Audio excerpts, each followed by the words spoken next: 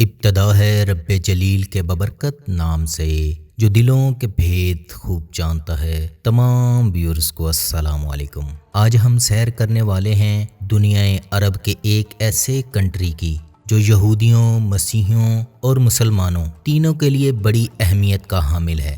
دنیا اسے world sacred wonder Petra کی وجہ سے جانتی ہے۔ یہیں پر لوط علیہ السلام کی قوم کو عذاب دیا گیا۔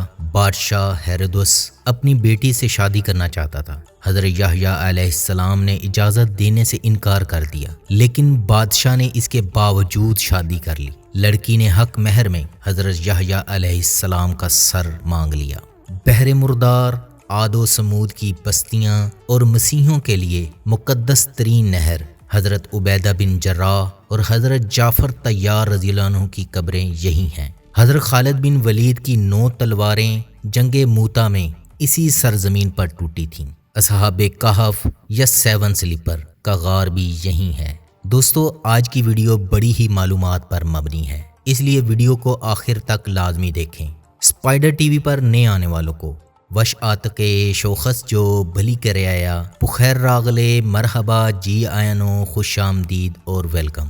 جارڈن، اس کا official name Hashemite kingdom of Jordan ہے۔ عربی میں المملکۃ الاردنیہ ہاشمیہ، اردو میں اردن کہا جاتا ہے۔ مغربی ایشیا کا یہ کنٹری دریائے اردن کے مشرقی کنارے پر واقع ہے۔ اس کا یہ نام دریائے اردن کے نام پر رکھا گیا ہے۔ ارامیک اور عربی میں اردن کا مطلب ڈھلوان ہے۔ اس کے مشرق میں سعودی عرب اور مغرب میں اسرائیل واقع ہے۔ اردن کی واحد بندرگاہ اس کے جنوبی سرے پر خلیج عقبہ پر واقع ہے۔ اس بندرگاہ کو اسرائیل، مصر اور سعودی عرب مشترکہ طور پر استعمال کرتے ہیں۔ اردن کا زیادہ تر حصہ صحرائے عرب پر مشتمل ہے، تاہم شمال مغربی سرے پر حلال نما زرخیز علاقہ موجود ہے۔ جارڈن کا کیپٹل امان سٹی ہے، جو ملک کا سب سے بڑا سٹی بھی ہے۔ اس کی آبادی 43,05,000 کے قریب ہے۔ ہاشمی بادشاہت یہاں کی آئینی بادشاہت ہے۔ اردن کی زیادہ تر آبادی شہروں میں رہتی ہے۔ اردن فری مارکیٹ اکانومی کے حوالے سے ابھرتی ہوئی مارکیٹ ہے۔ یہاں کی حکومت مغربی نواز ہے اور امریکہ اور برطانیہ سے اس کے گہرے تعلقات ہیں۔ 1996 سے اردن امریکہ کا اہم غیر نیٹو اتحادی ہے۔ اسرائیل نے اردن کے ویسٹ بینک پر قبضہ کر رکھا ہے۔ اس کے باوجود اردن کے اسرائیل سے سفارتی تعلقات ہیں۔ دوستو، جارڈن ہسٹری پر نظر دوڑائیں تو یہاں بہت ساری تہذیبیں آباد ہوتی رہی ہیں۔ اپنے وقت کی نمایاں ترین تہذیب، جسے عربی زبان میں الانبات کہا جاتا ہے، یہاں قائم تھی۔ اس کا دارالحکومت پیٹرا نامی شہر تھا۔ اردن پر مصری فرعونوں کا بھی قبضہ رہا۔ بعد ازاں اس علاقے پر رومن سلطنت چھا گئی۔ رومیوں کے دور میں ہی حضرت یحییٰ علیہ السلام اور حضرت عیسیٰ ابن مریم علیہ السلام کو اس سرزمین پر پیغمبر بنا کر بھیجا گیا تھا۔ 7ویں صدی میں یہاں اسلام کی آمد ہوئی۔ جنگ موتا یہیں پر لڑی گئی۔ عباسیوں کے زوال کے بعد مسیحی صلیبیوں نے بیت المقدس کی طرح اس پر بھی قبضہ کر لیا۔ اسے بعد میں سلطان صلاح الدین ایوبی نے آزاد کروایا۔ 1516 میں یہ سلطنت عثمانیہ کا حصہ بن گیا۔ پہلی جنگ عظیم کے اختتام پر سلطنت عثمانیہ کے زوال کے بعد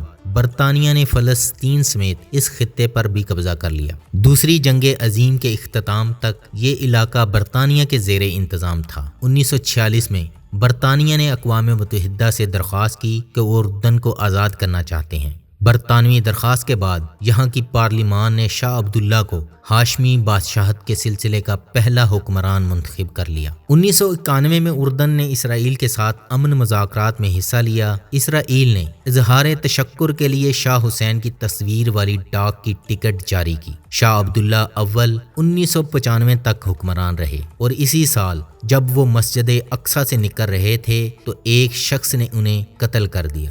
ڈیڈ سی، بحر مردار یا بحر میت، یہ قدیم زمانے میں بحر لوط بھی کہلاتا تھا۔ یہ قوم لوط پر عذاب کے نتیجے میں ظاہر ہوا۔ یہ سمندر اس سے پہلے یہاں موجود نہیں تھا۔ مسیحیوں کا عقیدہ ہے یہ دنیا کی سب سے صحت بخش جھیل ہے اور یہ معجزہ ہے۔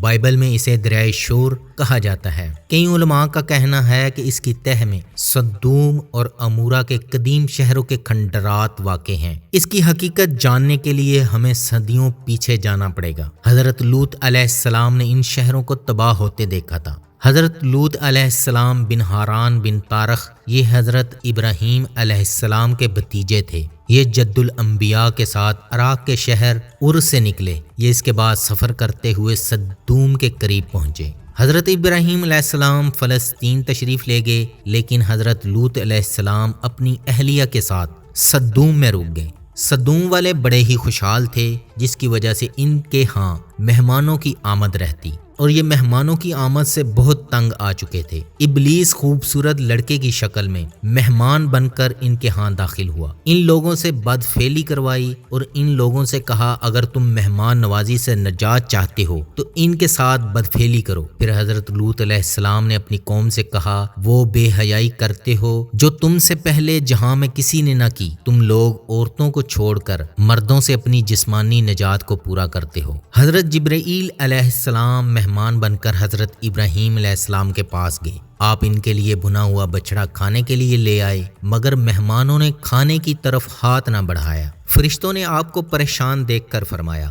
ہم فرشتے ہیں اور آپ کو بیٹے اسحاق اور پوتے یعقوب کی ولادت کی خوشخبری دینے اور قوم لوط پر عذاب نازل کرنے کے لیے بھیجے گئے ہیں۔ حضرت ابراہیم علیہ السلام پہلے بیٹے اور پوتے کی خوشخبری پر خوش ہوئے، بعد میں لوط علیہ السلام کی قوم پر عذاب کا سن کر پریشان ہو گئے۔ فرشتے وہاں سے حضرت لوط علیہ السلام کے پاس پہنچے خوبصورت لڑکوں کی شکل میں۔ سدومیوں کو پتہ چلا تو انہوں نے حضرت لوط علیہ السلام کے گھر کا محاصرہ کر لیا۔ لوط علیہ السلام کو پریشان دیکھ کر حضرت جبرائیل علیہ السلام نے فرمایا ہم اللہ سبحانہ و تعالیٰ کے بھیجے ہوئے فرشتے ہیں، آپ بالکل کوئی فکر نہ کریں جو ان بدکاروں پر عذاب لے کر اترے ہیں۔ آپ مومنین اور اپنے اہل و عیال کو ساتھ لے کر بستی سے نکل جائیں اور خبردار کوئی شخص پیچھے مڑ کر نہ دیکھے۔ چنانچہ حضرت لوط علیہ السلام بستی سے باہر نکل گئے۔ جبرائیل علیہ السلام بستیوں کو اٹھا کر آسمان کی طرف بلند ہوئے، اوپر جا کر ان بستیوں کو الٹ دیا، پھر پتھروں کا مینہ برسایا اور ہر پتھر پر اس شخص کا نام لکھا ہوا تھا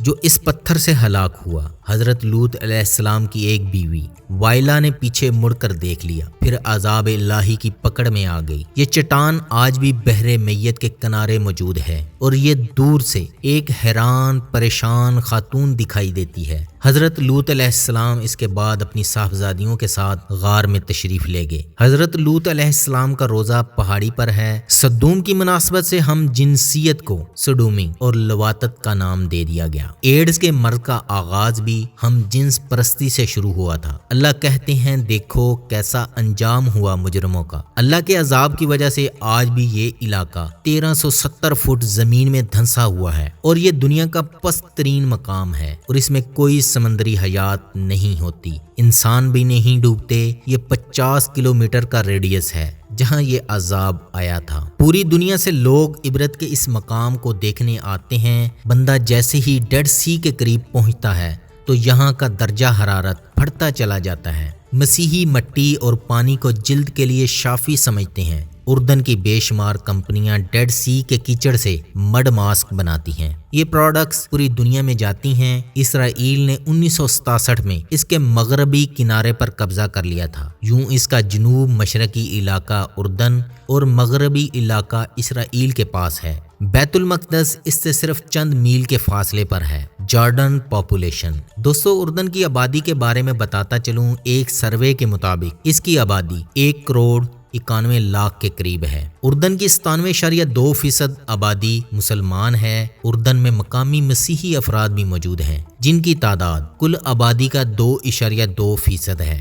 دیگر مذاہب میں دروز اور بہائی اہم ہیں۔ اس کی سرکاری زبان عربی ہے اور انگریزی عام طور پر بولی جاتی ہے۔ پیٹرا 800 سال قبل مسیح حضرت اسماعیل علیہ السلام کے بیٹے نابت کی نسل نے اسے آباد کیا، جنہیں نیابتون کہا جاتا ہے۔ یہ اس دور کا دبئی کی طرح ڈیولپ سٹی تھا۔ یہ لوگ بھی مشرکین مکہ کی طرح شرک میں مبتلا تھے۔ انہوں نے اپنے نیک بزرگوں کی پہلے شبیہیں بنائیں، پھر بت بنانے لگے۔ آخر مشرکین مکہ کی طرح ہماری سنتا نہیں، ان کی ٹالتا نہیں۔ یعنی اللہ کا شریک بنا لیا۔ 776 عیسوی میں زلزلہ آیا جس کی وجہ سے یہ شہر تباہ ہو گیا اور یہ دفن ہو گیا۔ 1812 میں سوئٹزرلینڈ کا بروک ہارٹ نامی تاجر یروشلم میں ٹریڈ کی غرض سے آیا تو ایک بدو سے اسے اس شہر کے بارے میں پتا چلا کہ اس پہاڑ کی چوٹی پر حضرت ہارون علیہ السلام کی قبر ہے۔ وہ دمبا لے کر آیا کہ میں وہاں اسے ذبح کروں گا۔ جب وہ یہاں پہنچا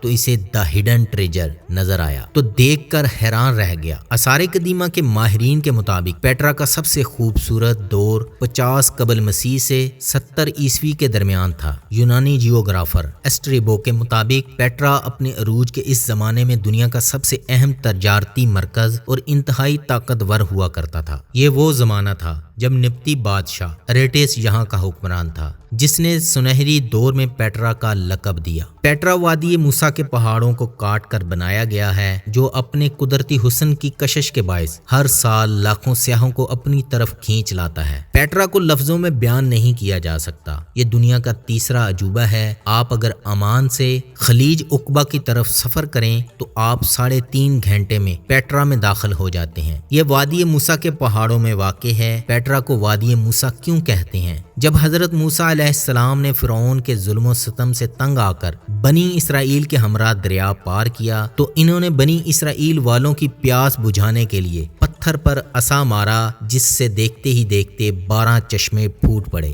اسی لیے اس علاقے کو وادی موسیٰ کہا جاتا ہے۔ اس کے چاروں طرف پہاڑ ہیں اور ان کے درمیان 6 میٹر کا درہ ہے۔ گلی کے دونوں طرف پانی کی نالیاں ساتھ ساتھ چلتی ہیں۔ درے کے اندر دونوں طرف بلندی پر پیٹرا کے لوگوں کی رہائش گاہیں تھیں۔ گلی کی آخر میں ایک وسیع عمارت ہے۔ یہ عمارت الخزینہ یا ٹریجر کہلاتی ہے۔ یہ عمارت 30 میٹر اونچی ہے۔ مقامی لوگوں کے مطابق اس میں فرعون نے اپنا خزانہ چھپا رکھا تھا، جس وجہ سے اسے الخزینہ کا نام دیا گیا، لیکن در حقیقت یہ عمارت نبطیوں کے بادشاہ اریٹس اور اس کی 2 ملکاؤں کا مقبرہ ہے۔ ٹریجر پیٹرا کا علامتی نشان ہے۔ پیٹرا کے تمام نوجوان انڈیانا جونز کے مرکزی کردار ہیریسن فورڈ کی طرح لمبے لمبے بال رکھتے ہیں، ماتھے پر رنگین رومال باندھتے ہیں۔ انڈیانا جونز سیریز کی فلم لاسٹ کروسیڈ کا ایک بڑا حصہ پیٹرا میں فلمایا گیا تھا۔ پیٹرا کی بلند ترین چوٹی پر اللہ کے نبی حضرت موسیٰ علیہ السلام کے بھائی حضرت ہارون علیہ السلام کا مزار بھی ہے، لیکن وہاں پہنچنے کے لیے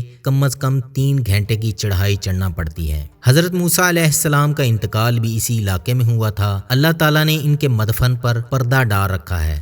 جبل نیبو بحر مردار سے زیادہ دور نہیں۔ مقامی لوگوں کا خیال ہے حضرت موسیٰ علیہ السلام نے جس چٹان پر اپنا عصا مار کر 12 چشمے جاری فرمائے تھے، یہ وہ مقام ہے۔ چنانچہ یہ اس جگہ کو عیون موسیٰ کہتے ہیں۔ جبل نیبو پر 2 جگہیں اہم ہیں۔ ایک وہ مقام جہاں سے اللہ تعالیٰ نے حضرت موسیٰ علیہ السلام کو ارض مقدس دکھائی، اور یہاں یہودیوں اور عیسائیوں کی مشترکہ عبادت گاہ ہے۔ یہاں لوہے کے سیاستون سے اسلحہ لٹک رہا ہے۔ یہ حضرت موسیٰ علیہ السلام کے عصا کا ماڈل ہے۔ حضرت موسیٰ علیہ السلام نے یہودیوں کے ساتھ صحرائے نوردی کے بعد جب جبل نیبو پہنچے تو اللہ تعالیٰ نے اس مقام پر انہیں فلسطین دکھایا تھا۔ آپ اگر قرآن پاک میں حضرت خضر علیہ السلام کے ساتھ حضرت موسیٰ علیہ السلام کے سفر کی روداد پڑھیں تو آپ کو حضرت موسیٰ علیہ السلام کے ساتھ ایک ساتھی ملیں گے۔ یہ وہی ساتھی ہیں جو مچھلی لے کر آپ کے ساتھ ساتھ چل رہے تھے۔ وہ ساتھی آپ کے بھانجے حضرت یوشع بن نون تھے۔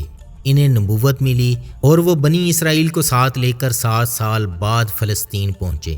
یہودی نے جبل نیبو پر مقام موسیٰ پر دربار بنا دیا ہے۔ یہ ٹیمپل بعد ازاں رومیوں اور عیسائیوں کے استعمال میں بھی رہا، اور یہاں مسلمانوں نے بھی اپنی مسجد بنا دی ہے۔ جبل نیبو پر تینوں مذاہب کا اثر موجود ہے۔ السلط اس علاقے میں 3 انبیاء کرام حضرت شعیب علیہ السلام، حضرت ایوب علیہ السلام اور حضرت یوشع بن نون کے مزارات ہیں۔ یہ علاقہ وادی شعیب کہلاتا ہے۔ حضرت شعیب حضرت موسیٰ علیہ السلام کے سسر بھی تھے۔ حضرت موسیٰ علیہ السلام مصر سے ہجرت کر کے وادی شعیب تشریف لائے۔ حضرت شعیب نے حضرت موسیٰ کو پیشکش کی، آپ اگر اتنے سال میری بھیڑ بکریاں چرائیں تو میں اپنی ایک صاحبزادی کا عقد آپ سے کر دوں گا۔ حضرت موسیٰ علیہ السلام مان گئے۔ چنانچہ حضرت شعیب علیہ السلام نے اپنی صاحبزادی صفورہ آپ کے عقد میں دے دی۔ سفورا کے نام پر آج کل پرفیوم کی ایک بہت بڑی چین چل رہی ہے اور کراچی میں سفورا گوٹ بھی ہے۔ السلط کے علاقے میں حضرت ایوب علیہ السلام کے گھر کے آثار پائے جاتے ہیں۔ لوگ دعویٰ کرتے ہیں آپ کا مقام تدفین بھی یہی ہے، لیکن یہ بھی عمان مسقط والے بھی کہتے ہیں کہ حضرت ایوب علیہ السلام کا مزار عمان کے شہر سلالہ کے مضافات میں ہے۔ اسے میں اپنی ٹریول ٹو عمان میں دکھا چکا ہوں۔ میں اپنی لبنان کی ویڈیو میں وہ غار بھی دکھا چکا ہوں جہاں حضرت ایوب علیہ السلام نے بیماری کے 18 سال گزارے تھے۔ آپ شاید اس کے بعد اردن شفٹ ہو گئے تھے، لیکن حقیقت اللہ ہی بہتر جانتا ہے۔ جارڈن ریور ہولی واٹر جبل نیبو سے آدھ گھنٹے کے ڈرائیو پر وہ مقام ہے جہاں حضرت یحییٰ علیہ السلام نے حضرت عیسیٰ علیہ السلام کو بپتسمہ دیا تھا۔ حضرت یحییٰ علیہ السلام حضرت زکریا کے صاحبزادے تھے اور حضرت زکریا حضرت مریم علیہ السلام کے سگے خالو تھے۔ یوں حضرت یحییٰ علیہ السلام حضرت عیسیٰ علیہ السلام کے کزن تھے۔ یہ دریائے اردن کے کنارے رہتے تھے۔ حضرت عیسیٰ علیہ السلام ان کے پاس تشریف لائے اور آپ علیہ السلام نے دریائے اردن کے پانی سے انہیں غسل دیا۔ یہ غسل بیپتزما کہلاتا ہے۔ اکارڈنگ ٹو کرسچینٹی ان کے 7 سیکرٹس ہیں، جن میں سے ایک سب فرقوں میں مشترک ہے، وہ ہے بیپٹائز کرنا۔ حضرت عیسیٰ علیہ السلام کے بیپتزما کے بعد دریائے اردن کا پانی ہولی واٹر یعنی مقدس پانی اور بیپتزما عیسائیت کا بنیادی رکن بن گیا۔ عیسائیوں کے لیے دریائے اردن کا پانی آب زمزم کی طرح حیثیت رکھتا ہے۔ یہ لوگ یہاں سے پانی بوتلوں میں بھر کر لے جاتے ہیں، اس میں عام پانی ملاتے ہیں اور یہ پانی چرچ میں رکھ دیتے ہیں۔ لوگ اس پانی میں انگلیاں ڈبو کر ماتھے اور منہ پر رگڑتے ہیں۔ عیسائی حضرت یحییٰ علیہ السلام کو بیپتزما کی مناسبت سے جان دی باپٹسٹ کہتے ہیں۔ یہ جگہ اسرائیل کی سرحد پر واقع ہے، چنانچہ وہاں ٹھیک ٹھاک سیکورٹی ہوتی ہے۔ حضرت یحییٰ علیہ السلام کی عبادت گاہ اور بیپتزما کی جگہ جنگل کے درمیان ہے۔ مسیحی زائرین وہاں جا کر خود کو بیپٹائز کرتے ہیں۔ مقابر حضرت یحییٰ علیہ السلام کی شہادت کا واقعہ بہت افسوسناک تھا۔ بادشاہ ہیرودس اپنی سوتیلی بیٹی سے شادی کرنا چاہتا تھا۔ حضرت یحییٰ علیہ السلام نے اجازت دینے سے انکار کر دیا، لیکن بادشاہ نے اس کے باوجود شادی کر لی۔ لڑکی نے حق مہر میں حضرت یحییٰ علیہ السلام کا سر مانگ لیا۔ بادشاہ نے حکم دیا اور اردن کے گورنر نے آپ علیہ السلام کو شہید کر کے سر دمشق بھجوا دیا۔ آپ کے بدن کو اردن کے گاؤں مقابر میں دفن کر دیا گیا۔ یوں آپ کے دنیا میں 2 مزارات ہیں، اصحاب کہف جسے مسیحی دنیا میں 7 سلیپر کے نام سے جانا جاتا ہے۔ دوستو، مشرکین مکہ نے یہودیوں کے ذریعے اصحاب کہف کے قصے کے بارے میں پوچھا۔ جبریل علیہ السلام سورۃ کہف کی آیات لے کر آ گئے۔ اصحاب کہف کا غار اردن کے سٹی امان کے مضافات میں واقع ہے۔ اصحاب کہف رومن امپائر کے دور کے لوگ تھے، رومی بت پرست تھے۔ شہر کے چند نوجوان عیسیٰ علیہ السلام کی نبوت اور رب کائنات کی وحدانیت پر ایمان لے آئے اور یہ لوگوں کو بت پرستی کی بجائے توحید کی دعوت دینے لگے۔ بادشاہ نے انہیں گرفتار کر لیا اور یہ نوجوان جیل سے بھاگے اور پناہ کے لیے غار میں پہنچے اور نیند کے غلبے کی وجہ سے غار میں سو گئے۔ یہ لوگ اگلے دن جاگے تو انہیں بھوک محسوس ہوئی۔ انہوں نے ایک ساتھی کو چند سکے دے کر کھانا لانے کے لیے بھجوایا۔ اس نے نابنائی سے کھانا لیا، سکے پیش کیے اور نابنائی نے دیکھا کہ سکے 300 سال پرانے ہیں۔ تفتیش ہوئی اور انہیں پکڑ لیا گیا۔ دنیا میں اصحاب کہف کے بے شمار غار ہیں۔ ایک غار ترکی کے شہر ایفسس میں بھی موجود ہے۔ یہ دنیا کے قدیم ترین شہروں میں شمار ہوتا ہے۔ اس میں حضرت مریم علیہ السلام کا گھر بھی موجود ہے، جو میں اپنی ترکی کی ویڈیو میں بتا چکا ہوں۔ مسیحیوں کا خیال ہے کہ اصحاب کہف کا واقعہ ایفسس میں پیش آیا۔ وہاں غار بھی موجود ہے۔ ایک غار شام میں بھی واقع ہے اور تیونس اور الجیریا میں بھی ایسے غار ہیں۔ لیکن ہم اگر قرآن مجید کی نشانیوں کی بنیاد پر دیکھیں تو اردن کا غار زیادہ حقیقی محسوس ہوتا ہے۔ قرآن و حدیث میں اس کی کچھ نشانیاں بیان کی گئی ہیں۔ یہ غار ایلا خلیج عقبہ کے قریب واقع ہے۔ غار میں ہوا اور روشنی آتی تھی لیکن دھوپ نہیں۔ اس کے اوپر عبادت گاہ کا ذکر بھی ہے اور غار کے اطراف ستونوں کا حوالہ بھی۔ اصحاب کہف کے کتے کا ذکر بھی۔ یہ ساری نشانیاں اردن کے غار میں موجود ہیں۔ قرآن مجید نے ان کی تعداد بیان نہیں کی۔ عیسائی 7 بیان کرتے ہیں اور اسی مناسبت سے انہیں 7 سلیپرز کہتے ہیں۔ اس غار سے کتے کے جبڑے کی ہڈی بھی دریافت ہوئی ہے۔ قرآن مجید کے عین مطابق غار میں روشنی بھی آتی ہے لیکن دھوپ اندر داخل نہیں ہوتی۔ اس غار میں 2 ڈیوڑیاں ہیں۔ ایک حال میں آج قبریں ہیں جو خالی ہیں، ایک قبر میں 1 سے زائد افراد کی ہڈیاں ہیں۔ قبروں سے آگے دوسرا حال ہے۔ اس جگہ کے بارے میں کہا جاتا ہے یہاں اصحاب کہف 300 سال تک سوتے رہے تھے۔ عرب کا سال قمری کیلنڈر پر مشتمل ہوتا ہے، چنانچہ ہم اگر اس زمانے کو شمسی سال میں کنورٹ کر کے دیکھیں تو یہ زمانہ 309 سال بنیں گے۔ اکانومی دوستو، اردن کی معیشت کی بات کی جائے تو اس کی معیشت مشرق وسطی اور شمال افریقہ میں اردن چوتھی بڑی معیشت ہے۔ یہاں فی کس آمدنی $10,000 ہے۔ اردن میں شامی، مصری، انڈونیشین اور فلپینی کام کے لیے آتے ہیں۔ اردن کے 6 لاکھ سے زائد ہنرمند افراد بیرون ممالک کام کرتے ہیں۔ امان سٹی عرب ممالک کا چوتھا سب سے مہنگا ترین سٹی ہے۔ اردن دنیا کے ان ممالک میں شامل ہے جہاں پانی کی شدید کمی ہے۔ اردن کی کرنسی اردنی دینار ہے۔ 1 دینار 215 پاکستانی روپوں اور 105 انڈین روپوں کے برابر ہے۔ اردن کی پولیس انتہائی جدید اور بہترین تربیت یافتہ ہے۔ اردن کا نظام تعلیم دنیا میں پہلے نمبر پر ہے۔ یہ حکومتی اخراجات کا 20% تعلیم پر خرچ کرتا ہے۔ اردن میں ناخواندگی کی شرح تقریباً 7% ہے۔ بیٹل آف موتا، جنگ موتا کا میدان۔ موتا کا میدان اردن کے درمیان میں آتا ہے۔ یہ مقام اسلامی تاریخ میں انتہائی اہمیت کا حامل ہے۔ نبی کریم صلی اللہ علیہ وسلم نے 8 ہجری میں حضرت حارث بن عمیر کو شام کے شہر بصرہ کے بادشاہ کے پاس بھیجا۔ بصرہ کے حاکم نے حضرت حارث بن عمیر کو شہید کر دیا۔ آپ کی شہادت جنگ موتا کا باعث بنی۔ نبی کریم صلی اللہ علیہ وسلم نے 3000 کا لشکر تیار کیا اور فرمایا قیادت حضرت زید بن حارثہ کریں گے۔ یہ بھی شہید ہو گئے تو حضرت عبداللہ بن رواحہ قیادت فرمائیں گے، اور اگر یہ بھی شہید ہو گئے تو لشکر اپنے قائد کا فیصلہ خود کر لے۔ نبی کریم صلی اللہ علیہ وسلم نے اس لشکر سے قبل ایک کے بعد دوسرے اور دوسرے کے بعد تیسرے سپہ سالار کا تعین نہیں فرمایا تھا، چنانچہ تینوں سپہ سالاروں کو یقین تھا ہم شہید ہو جائیں گے۔ لشکر روانہ ہوا۔ صحابہ کرام 854 کلومیٹر کا سفر طے کر کے معان، یہ شہر آج بھی موجود ہے، پہنچے تو روم کا بادشاہ ہرقل، جسے مسیحی ہرقلیس کہتے ہیں، 2 لاکھ فوجیوں کا لشکر لے کر خود شام پہنچ گیا۔ یہ صورتحال مسلمانوں کے لیے غیر متوقع تھی۔ فیصلہ ہوا رسول اللہ صلی اللہ علیہ وسلم کو تازہ ترین حالات سے مطلع کر کے رہنمائی لی جائے، لیکن پھر حضرت عبداللہ بن رواحہ نے تقریر فرمائی اور کہا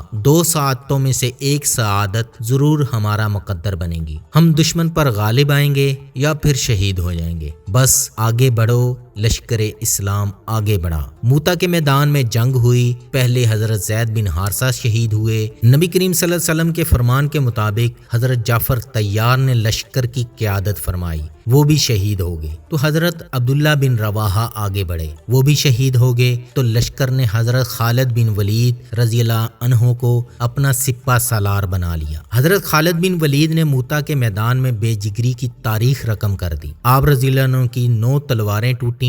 یہ وہ جنگ تھی جس میں نبی اکرم صلی اللہ علیہ وسلم نے حضرت خالد بن ولید رضی اللہ عنہ کو سیف اللہ کا لقب عنایت کیا تھا۔ حضرت خالد بن ولید یہ جنگ نہیں جیت سکے، تاہم آپ رضی اللہ عنہ نے رومیوں کے دل میں مسلمانوں کی دھاک بھی بٹھا دی اور آپ لشکر کو باحفاظت واپس مدینہ لے آئے۔ جنگ موتا شام پر مسلمانوں کا پہلا حملہ تھا۔ شام میں اس کے بعد حضرت عمر فاروق کے دور میں اسلام کا پرچم طلوع ہو گیا۔ موتا کے 2 حصے ہیں، موتا کا میدان اور صحابہ کرام کے مزارات۔ صحابہ کے مزارات کے گرد مزار کے نام سے ایک نیا شہر آج آباد ہو چکا ہے۔ نبی کریم صلی اللہ علیہ وسلم نے فرمایا ہر امت کا ایک امین ہوتا ہے اور اس امت کا امین عبیدہ بن جراح ہے، اور ان کی قبر بھی جارڈن میں ہی ہے۔ ترک کا مشہور ترین شہر سلطان صلاح الدین ایوبی کی وجہ سے مشہور ہے۔ ٹرانسپورٹیشن دوستو، اس کی ٹرانسپورٹ کا نظام بہترین نظام ہے۔ اردن میں 18 airport, 509 kilometre railway line, 7200 kilometre پختہ سڑکیں ہیں۔ مشرقی اردن کے صحرا میں 3000 سال پہلے